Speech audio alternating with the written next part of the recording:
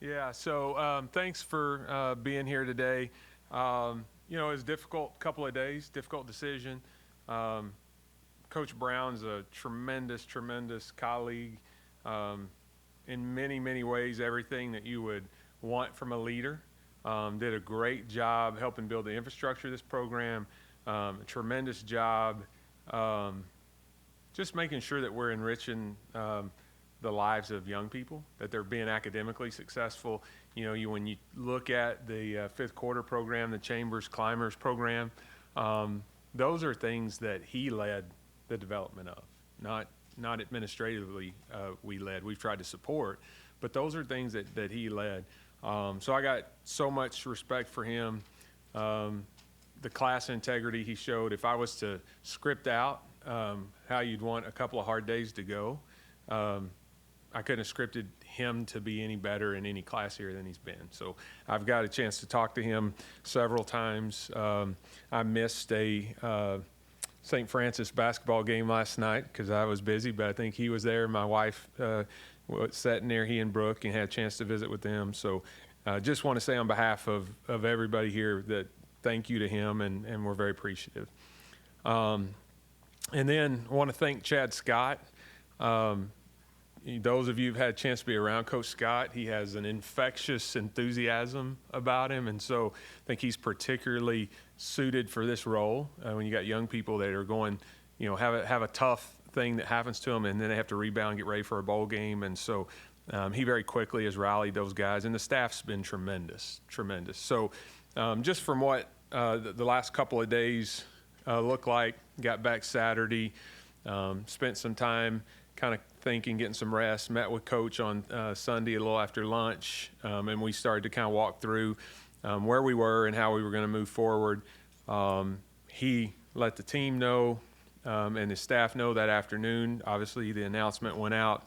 And then yesterday, spent the day, I met with the team, I met with the staff, met individually with some folks, called some of our recruits that had committed, and everybody here has done a great job just moving us forward. So very thankful for that. After today, I'll send all of you guys' calls to block or to voicemail, lock in on trying to get this search done. So we've been doing some work on it. Right now, that net that we've cast is really wide. So the next 24 hours will be narrowing that down, starting to have some conversations. Initially, those will be Zoom type conversations. And then over the course of the next few days, really getting that down to a handful that we would want to see in person. So that's kind of where we're at. You guys know I won't establish a timeline because then people start getting really they freak out when you're not on that timeline. And, there's a lot of things that affect the timeline. We have potential candidates that will be coaching in championship games, that kind of stuff. And so their availability, they have an obligation to the team that they're with to make sure that they're doing their job there. So those things, just like you did with basketball, we had candidates that were in the NCAA tournament. And so you have to be respectful of them. From a profile standpoint, pretty open. You all know, you followed our searches before, do a pretty good job uncovering who we talked to when you do the postmortem. I think we're not limited to only head coaches or only coordinators.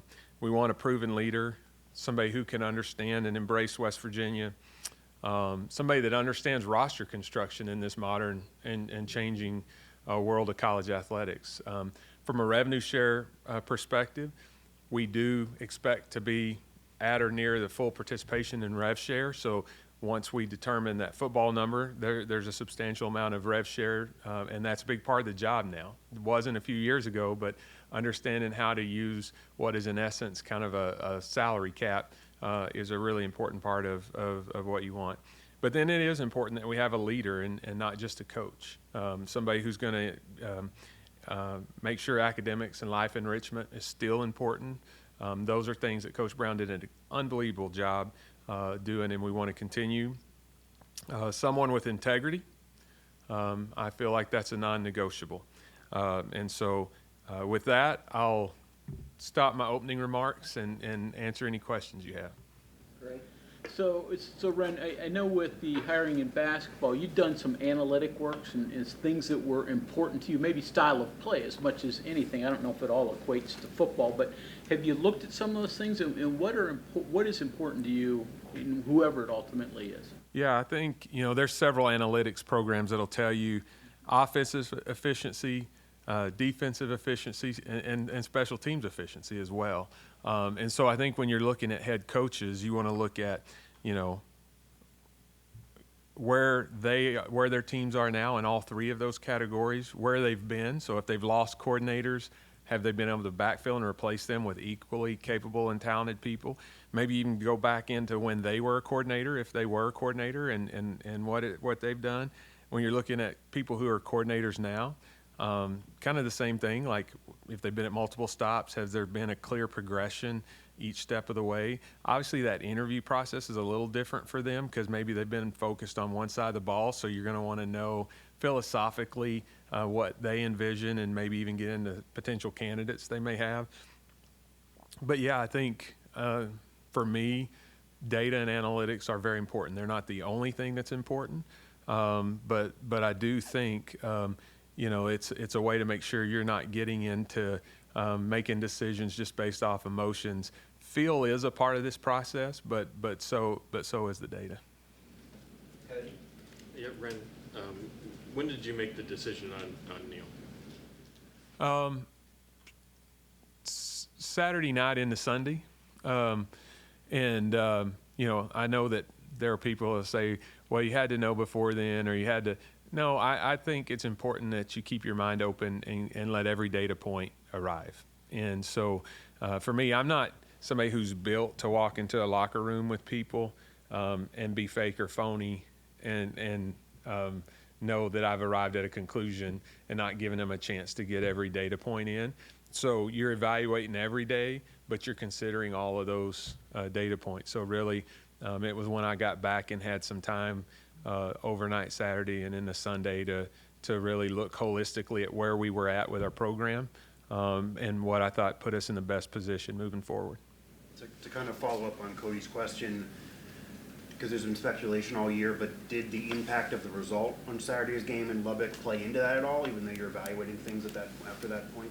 I think the impact of every game, if you're going to consider every data point, then they all matter. And it's about each data point and how they fit together and how you feel like your position moving forward to move the program into the most successful place possible.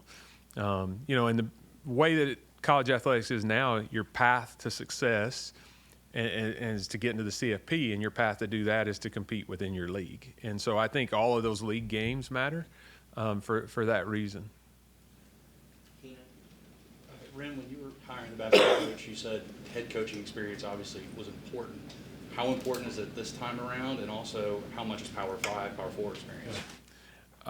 I do value head coaching experience. So every person who sits in these chairs has their own path, and that's led into the way that you see things, right? If we all looked at an issue or problem, your history and your personal experiences affects the way that you view something.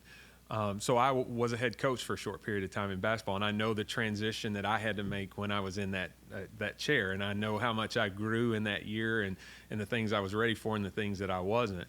I think what's different in football is when you have somebody who's been a coordinator, they really kind of are the head coach for their side of the ball. And so I think it's really important to dig in on whatever side that they weren't involved in. What's their plan? What's their knowledge? What's their experience? How do they envision it fitting together?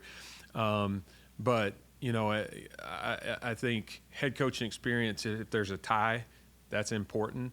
But in football, I probably view it a little differently than basketball because there are ways that you kind of get that same experience.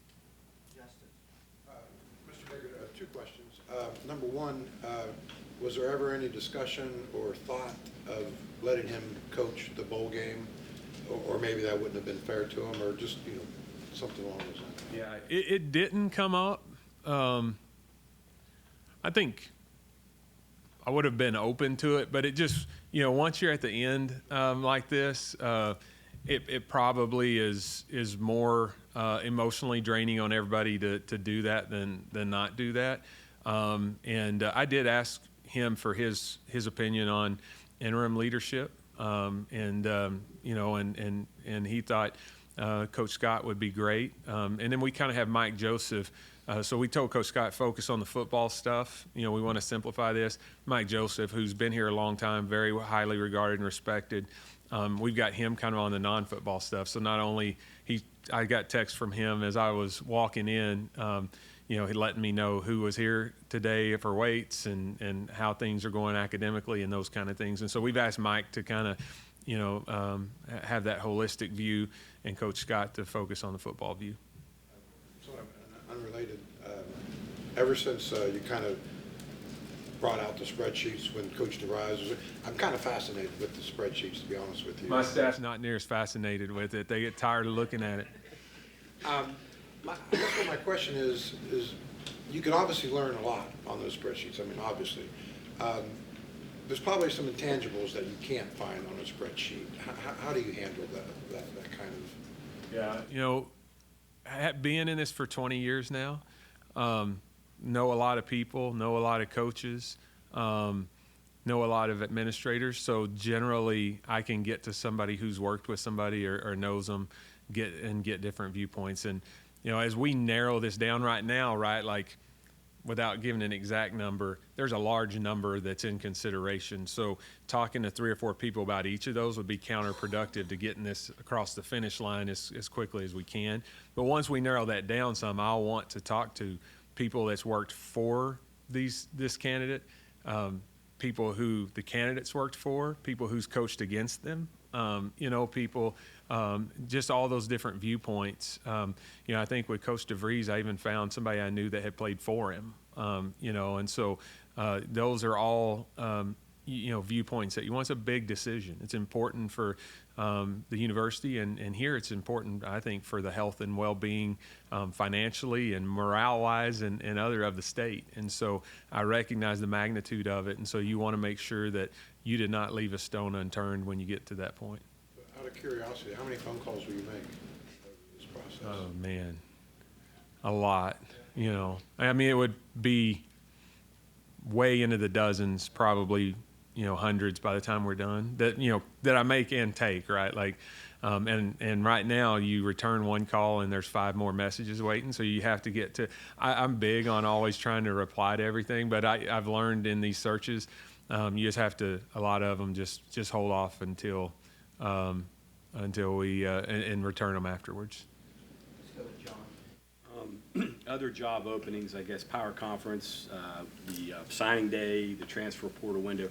How does all that fit into what you're doing here moving forward?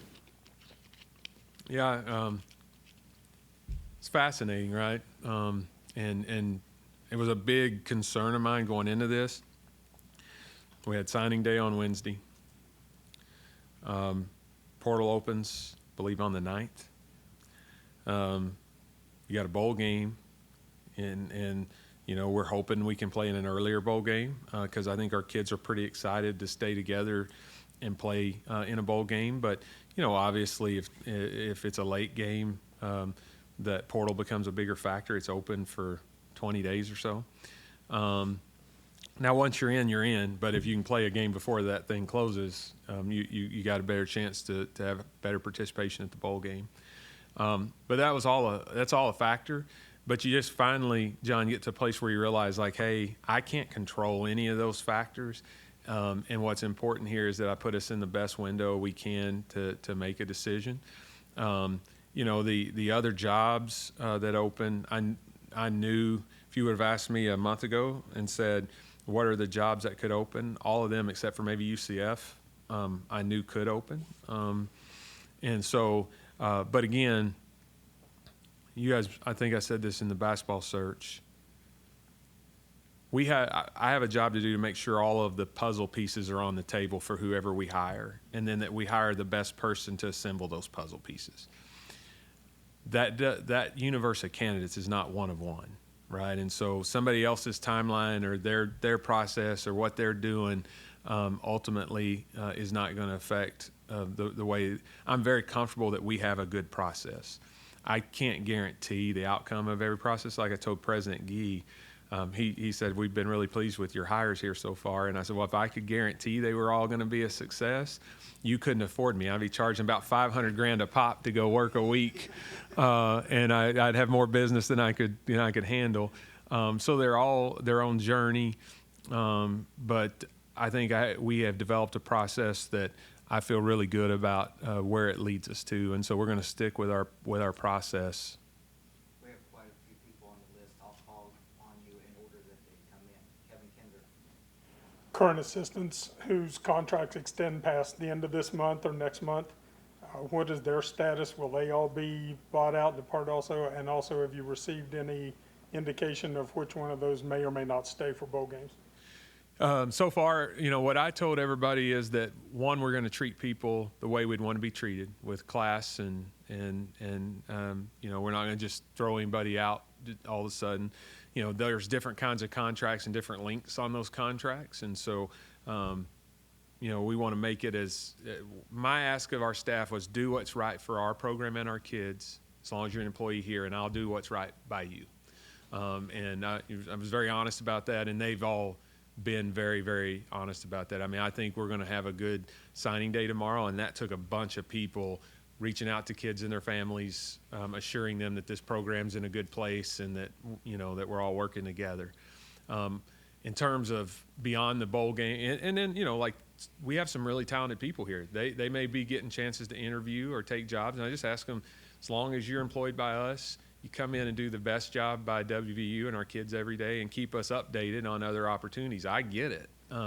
But then we got a lot of really good quality people. I don't know the exact number, but we've probably got 50, 60 people, in this building.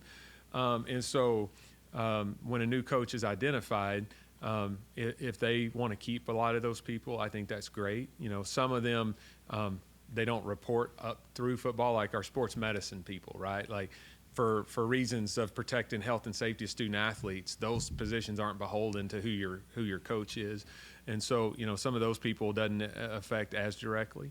But that's kind of the way that we've handled it with our staff. And right now, everybody else that's in the program is here, still employed and still doing their job. If you walk through the halls today, you'd see them all doing their job. The position coaches were at weights this morning, encouraging the kids. Everybody's here and doing right by WVU.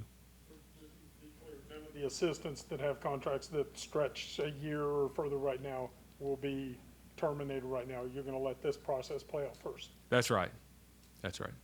Michael Sessom. Based off the conversations you've had, after a few seasons without national contention, how attractive is this job going into next year? Well, I think it's an attractive job, one, because of the fans. You saw this year, and everybody made a big deal after about the attendance at the last game. They need to go back and look at that game historically, especially when there's a weather issue. I mean, I was here at the Cincinnati game last year, first time we played Cincinnati in a long time. It was a 9-win season. Crowd wasn't a whole lot different than this one. The students are gone, the dorms are closed. But other than that 1 week, when we open the gates, people are coming, and there's not very many programs in the country that can say that. And so people know the passion of our fans, and that's really important. It was important when I came here. You want to be somewhere where it matters to people. Then I think when you look at the Big 12, everybody knows it's wide open, and being a geographic outlier has some disadvantages. Travel is an issue and stuff, but it also has some advantages, right? You're not stuck recruiting the same kids as those. Your recruiting footprint's different. You have a little different something to sell. And so what I've heard from people is they know this is a history-rich program. They know that the Big 12 is wide open, as evidenced by this year. And you look at Arizona State, where they were last year and where they are this year. And they know that the fan support here is great and that it means a lot to people. And so I think those are really good selling points. Are there challenges to this job? Yeah, there's challenges to every job. But I think most coaches understand that every job has its challenges, right? I mean, but that there's enough here to be highly successful. Gary. Hi, Ren. Two-part question. Really looking at the like the 30-day window. I know you're saying you don't want to put out a timeline, but to yourself, with that 30-day window, how much does that kind of force you to condense the hiring timeline so you can get a new guy in who can go to the signees, can go to the guys before the portals close, before the transfer opportunities close, to kind of re-recruit them so that, you know, that guy has the time to kind of fortify a roster. And then on top of that, with that and with revenue sharing, all this stuff, how much do all these new factors complicate a hiring process in ways that, you know, when you've had to do this before in previous seasons, they just weren't there? Yeah, so first part of that, I always use the old, I think it was a John Wooden quote originally, and maybe it was in Hoosiers later, but be quick, but don't hurry. I understand that the quicker that we can get this search done, the better position we put the new staff in. However, you can't misfire and get it wrong because you were rushing. And so we're going to take the time that it takes. That's what we did with men's basketball. We got that one done very efficiently, a week or so, you know. But I also would say that one was less complex than this one, right? So, but the reality is that you want to retain as much talent as you can. We got some great players. We got some great human beings in the locker room that I would love to stay here. We've got people that are from the area. They want to be here. But you look at men's basketball, you know, they've done a good job assembling a roster, and it only has one player that was here last year. And so that transfer portal works both ways. It gives people a chance to replenish, and then they get another chance in the spring, summertime after spring ball. So, you know, that's probably the way I look at that. I understand the quicker we can go, the better position we'll be in, but I just refuse to feel rushed to do it. It is a fascinating and complicated time in college athletics. Like, listen, there's a reason why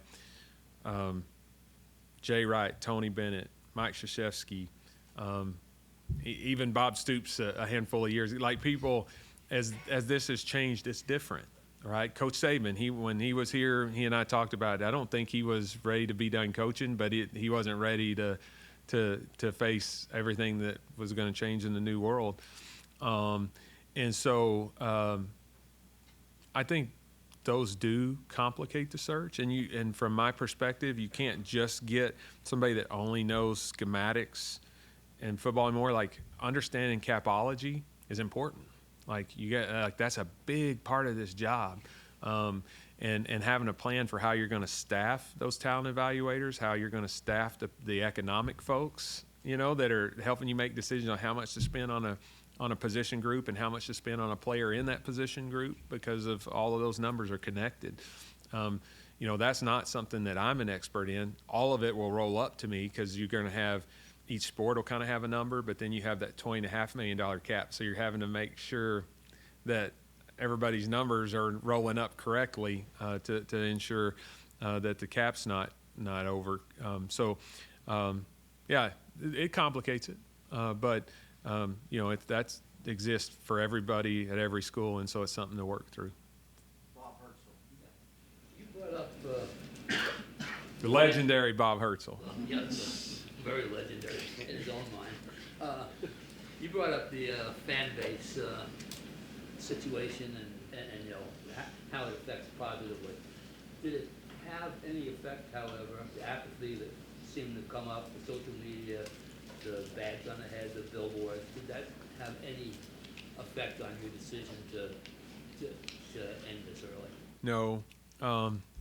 Listen, I love fans. I want to be careful how I answer this. And I have loved and felt endeared to the people here, very similar to where I grew up in Oklahoma. My family loves it here.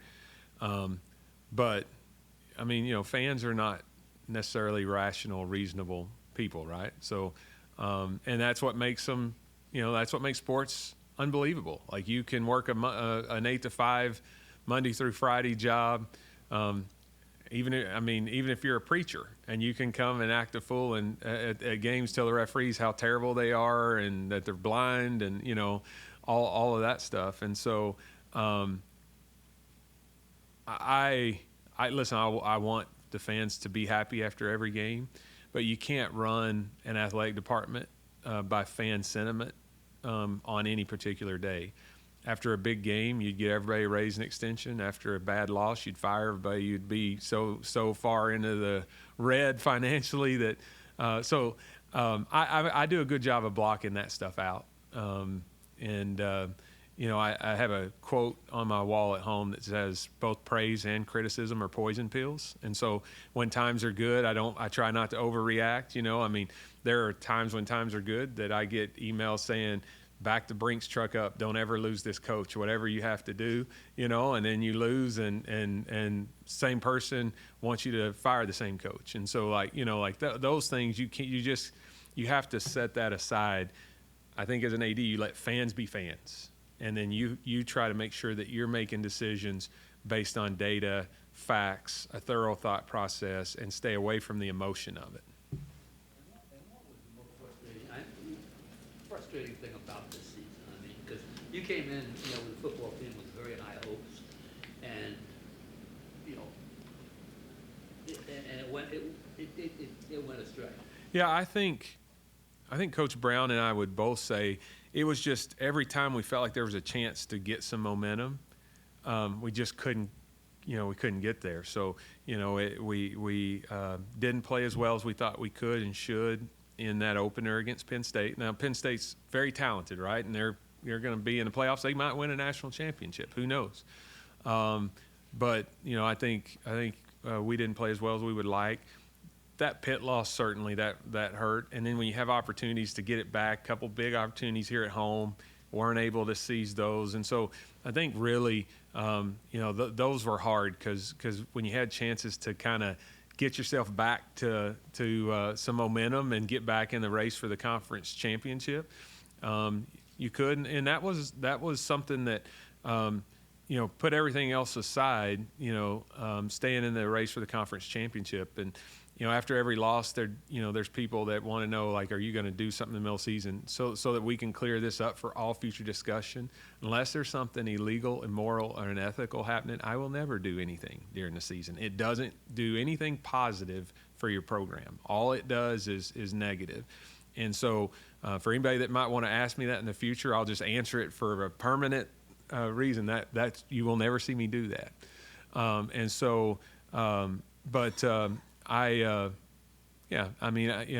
think that's probably what was the most disappointing. Just when you had chances to seize momentum back, we just couldn't quite get over the hump. Mike Kazan. I have two, Wren. One is kind of touching on what you mentioned before, but you had to put peace on the table for whoever comes in. And you said that the letter to the fans, you have to have certain things to spend more. What do you have to give a coach that's an upgrade or an improvement or an addition to what you have right now? Yeah, I think there's a lot of things that go into that, right? And I know, this is the other thing, I know the data of everything that we have. I know where our head coach pay ranks, our assistants pool pay ranks.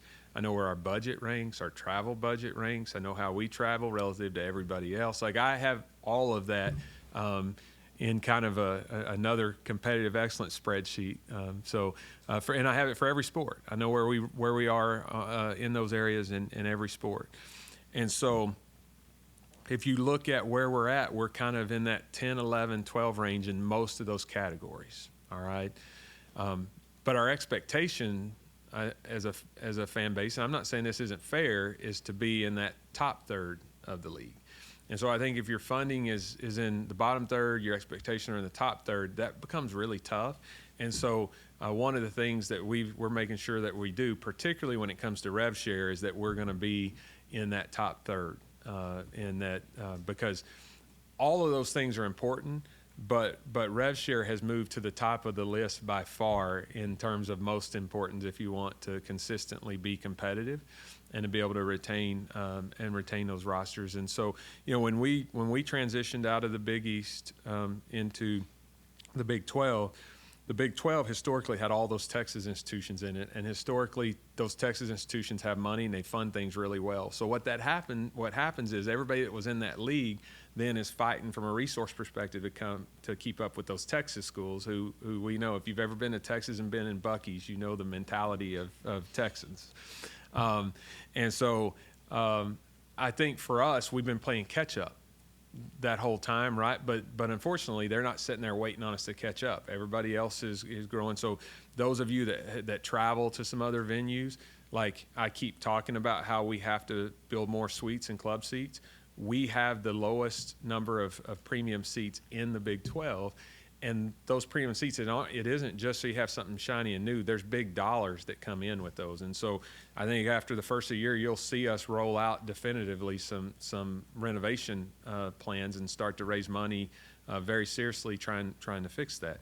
But in the interim, one of the things we have to make sure we're doing is the rev share piece. And we have a really good plan to be full participants in the rev share, which will give us the best chance to compete that we've had probably in quite some time. And then all the nuances to the sport and the business now, you would like to have someone who's familiar with that. I'm not sure disqualifies the word, but push you away from an FCS coach or a group of 5 guy who's just hasn't had to deal with that, but it's inevitable at this level today. It wouldn't push me away, but I think the interview is a little different for them. They have to go in much more detail for their plan. So before I had ever been an AD, for instance, I had this pretty attractive full-color book that had all of these things philosophically that I would do if I was an AD and how I would set things up. If I was interviewing for a job now, or even when I interviewed for this job, I didn't have one of those because I could talk about what I did at the places that I'd been an AD. So you don't have to prove the concept as much as you have to point to what you've been able to accomplish. So I would put it that way, Mike, that it doesn't mean that it disqualifies those candidates. It does mean when they come to the interview process, they probably have to have a very, very detailed and specific plan on how they would address those things that they maybe hadn't had to address in their current job. The one unique thing about you and your recent coaching hires comparison to past ADs at the program is you yourself came in without a tie to West Virginia or without a WVU tie. Your coaches that you've hired haven't had that, and they've been successful so far, but that's just a factual situation. What is your opinion on the necessity for some fans to have a coach that does have a West Virginia or a WVU tie, because those names, everyone knows, are always immediately thrown out when jobs are open, and if a coach does not have a tie, does that, like you're saying, require them to do something else in terms of their sales pitch and why they'd be right for the job? Where do you stand, and how would you speak to the people that say, I hear that person's resume who's in rumors and reports, but I want a West Virginia WVU tie at this job? Yeah, I think my job is to find the best candidate for the job. If the best candidate has WVU ties, great. If they've lived or worked or been in West Virginia, great. If they're not the best candidate, that's still the wrong decision. And so I think for me, you take all that in. I've said this before. I think what's really important here is that you hire somebody that has a desire and a heart to come in and really embrace West Virginia, because it is important to people here. Like anytime I have a free weekend, both bye weekends in football, I travel the state, went to different places. I think it's just important that I get to everywhere. I want to make sure that I get in every county, and when I ask somebody where they're from, anytime I meet somebody, I ask them where they're from and ask them about it. I just think it's important that people understand this is the state's pro team. This program, this university mean a lot to the state. And if you're going to have one of the most prominent positions at this institution, you're going to have one of the most prominent positions in the state, and you have to really embrace that everybody in this state wants you to know a little bit about where they live and how important it is to them. And so I think that's really important. The other thing I've talked about before you have to find people, and there are great coaches who aren't capable of this, who are comfortable living in a fishbowl. You know, like if you're the football coach at West Virginia University, you are the most recognizable person in this state. So just think about that. You're never going to stop and get gas. You're never going to walk into a convenience store. You're never going to go into the grocery store and buy anything where people don't know who you are. You can feel the eyes fall on you. You can, you know, like, and for some people, they can handle the pressure on game days. They can't handle that you can't ever get away from it. And so I spend a lot of time talking about that and trying to make sure that whoever we bring in understands that, because there's a little bit of that until you experience it, you don't fully probably comprehend what it is. In back, Kevin? Wren, have you developed a full plan or at least a framework for how you're going to split up the revenue share money among sports? And if not, do you have a deadline when you feel like, hey, this is when I've got to tell all of the coaches, here's what you're going to have to work with next year? Yeah, so we're working with our general counsel, well, my staff in athletics, the university's general counsel, and we have outside counsel to make sure that we're doing things that, as we divide that revenue share up, that we're doing it for non-discriminatory reasons and compliant with Title IX and those things. So we have a pretty good idea of what that range will be, but the way that the settlement is, it's based off the last financials, which we're submitting now, right? And so until they go through the process of being validated and all of that, there's a little bit of unknown, but we pretty well know within a certain range of where it's going to be. And so, you know, what I've been doing is giving our coaches, particularly football and basketball, because those are the sports that a lot of it will go to. What I think they can expect, and I'm conservative just because I know there could be some variation. The plan is to distribute full total of what you're allowed to distribute. Yes. Okay, we're running short on time. We'll try to get in a few more here. Cody? Using a search firm again? Yes. You know, I feel like search firm, one, so when I start these processes, they don't start by giving me a list. I start by giving them a list because I've been working, you know, as you guys know, we've talked about this. I do a list every year, whether I need it or not. I just think it's good to be prepared for it. I think it's a healthy exercise. If you're having a great year, you're always worried about retaining your coach. If you're having a year that's not great, you're thinking about what if we have to make a move or something changes here. And so, you know, early on in my career, I had a coach at 50 years old that passed away over the summer mowing his yard, like suddenly, right? And so, like, you don't know when those things will happen, and you want to always be prepared. And so, but the search firm, one, they're very good at getting background information. I mean, it's their job, right? So, like, they dig up things that you may or may not have dug up on your own, even with 100 phone calls. Two, they always are working a step ahead of you. So when you're talking to this group of candidates, and you'd be amazed, sometimes you think you have 5 candidates, you don't know how you're going to choose one, and you look up and you're down to 2 and you don't love either of them, and now you're having to go back and bring in more into the process. So they're always working a step or 2 ahead of you, thinking about those things. And then I think the third thing is when you're just an individual school out there, sometimes you can waste time with a candidate and all they're trying to do is create leverage to get a different deal where they are. But search firms, they're involved in a lot of searches. So agents and individual candidates, they don't want to mess up a relationship with a search firm. So you get leveraged less when you have a search firm involved. And then the last thing is there's a confidentiality piece that they're able to, you know, to communicate on your behalf with people, so that, you know, Mike's FOIA requests yield no results. So Is it the same one? we're using Parker Search this time. Justin? Obviously, you know, this year and even going back the last couple of years, the topic of Neil's buyout, contract buyout, was a popular topic around the water cooler, so to speak. Which water cooler? Is this at your office? All of them. Water and holes, maybe, too. So, you know, when you hire your new guy, how much does that thought of, hey, maybe these buyouts in the past, haven't worked, or maybe they have, how much will that kind of go into your thought process? Because, you're going to have to negotiate a new one with the new guys. Yeah. Well, it's all relative to who your target is, and you have to be competitive, right? And so, those agents, when you get ready to talk to them about, what you're going to pay, they're going to show you all the salaries in your league, how much of it is guaranteed, what the incentive packages are, and they're going to say, do you really want to send a message you're not as committed as school X, and so there's a back and forth of that.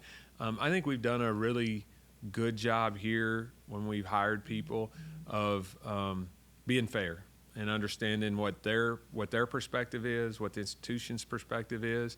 But people can sit around and say, well, I wouldn't guarantee X. Well, then you won't get a very good candidate pool because other people in the marketplace, I told, we know there's 3 other jobs that look pretty similar to ours.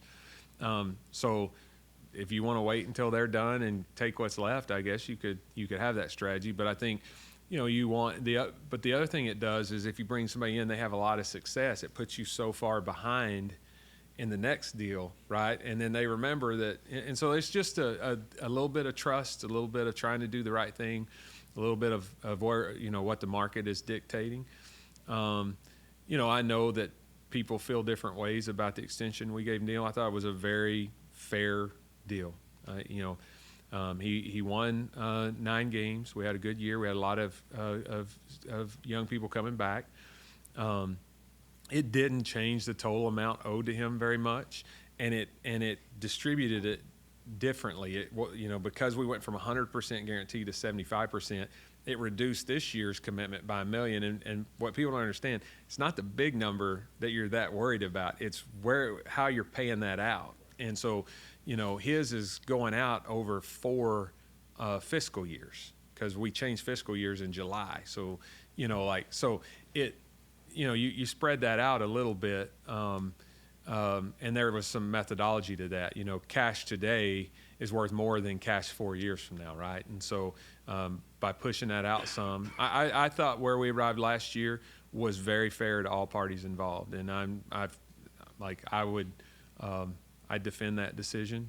People can criticize, that's fine. I'm really interested in your opinion on this. From a university, from an administrative standpoint, even from an agent standpoint, buyouts will get termed as protections. Isn't it just gambling, though?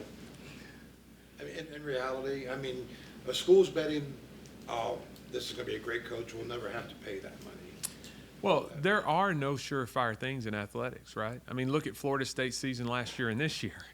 And last year, their coach had some significant interest from some significant, players. And I think Mike Norvell's a great coach. But like this season, there's probably a lot of people questioning his contract. And so, yeah, you can't, there are no guarantees, right? You just make the best decision you can with the best information you can. But, as somebody who has sat on both sides of the negotiating table, right? Like I have a contract. I've had people reach out to me about jobs. Like if you have a deal and there's another deal on the table, I'm not making a decision on what my own contract is, right? The people that are in charge of me is. And so that it's kind of just taking all of the data that you have and surveying the landscape and making the best, most calculated decision that you can. One that's not emotional, and that, makes sense at the time. Okay, we're gonna take 3 more questions quickly, and that's it, single questions. Michael Sessom. Going off Mike's question about in-state ties, West Virginia obviously has a unique history with successful coaches, so it's natural that Jimbo Fisher, Rich Rodriguez would come up. Can you give us anything on those 2 guys in your opinion? No, I won't talk about any individual candidates. I just, here's what I would tell people is we're casting a wide net. I think anybody that has credentials and expresses interest will vet out, may ultimately have a discussion with. But at the end of this, we're going to follow our process and we're going to hire the best person for the job. And that's the way it is. When I had to have those tough meeting Sunday or Monday, nobody was sitting there with me. It was me. Up here today, I made Michael come. He didn't want to come, but I made Michael come up here. And so, like, people just have to understand, like, ultimately, myself, president, the board are going to be held accountable for the decisions we make. I'm 46. I got 2 daughters. They spend a lot of money. I got to do this a few more years. I'm going to make the best decision I can with the information that I have. And so, so that's probably what, I wouldn't comment on any specific candidate other than to say, I begged Coach Saban to let me come in and try and sell Miss Terry on one more ride, and he didn't think that would set me up for success. So. Football, the hire, that inspires fans, right? That gets excited back. They're an aesthetic you're looking for. I don't know if it's offense because that would get people going again, defense because that's been lacking. Is it an attitude and edge? Like, I understand X's and O's and culture, all that, but is there something intangible that you search for that you have to restore? Over my 20 years of doing this, you know what I think inspires fans? Winning. And so I'm not worried about winning a press conference or necessarily getting people excited when they read the press release. I want somebody that gives me the most confidence they can come in here and win. And the same thing we talk about scheduling, right? Like people talk about, I want you to play these tough teams. Well, like, here's what I know. When you're winning 8, 9, 10 games a year, people are a lot more excited than you're winning less than that.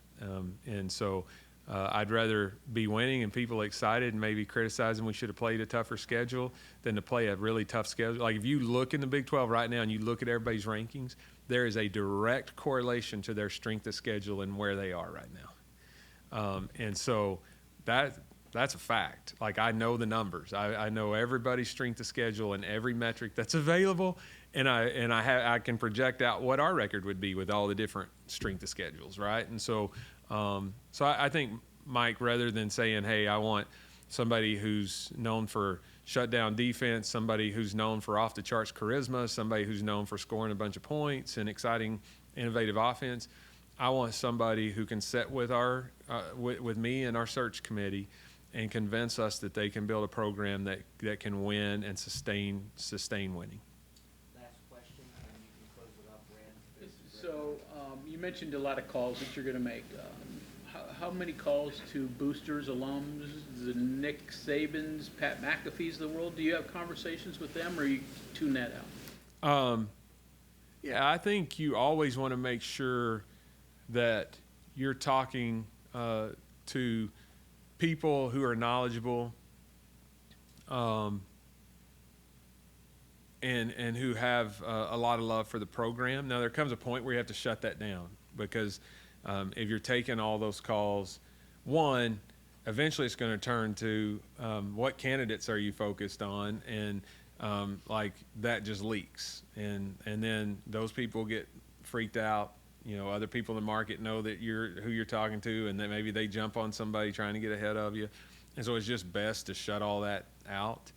But yeah, I mean, our key boosters, either myself or one of our staff members, are reaching out to, just to kind of tell them the plan and process. I think it would be foolish if you can, if Don Eland's here in town and had a lot of success here, if you don't call him, and I did last night and talked to him for a few minutes. If you have access to somebody like Nick Saban, yeah, you're going to talk to him. I would not have, if Pat hadn't said yesterday that he and I talked, I wouldn't have put it out there. But listen, he is. We are getting millions and millions of dollars of earned media value because of his unapologetic love of his alma mater, and so I recognize that. And so, yeah, I wanted to have a conversation with him. He and I wouldn't say that we've developed a close friendship because he's busy and has a lot to do, but we've developed a relationship, and I appreciate how much he loves his school, his university. And so, yeah, you want to make sure that people know here's our process, this is what we're doing, they have comfort and confidence. It doesn't mean that you're going to arrive at where they would arrive or what they want to happen, but as long as you're, you know, making sure that they know that you're following a robust process, I think you end up in a good place. Great, that's all the time we have. Thank you all for coming. This concludes our press conference. Appreciate you guys. I'll go back to denying all of your phone calls and wish you well till we see each other on the other side of this search. Thank you.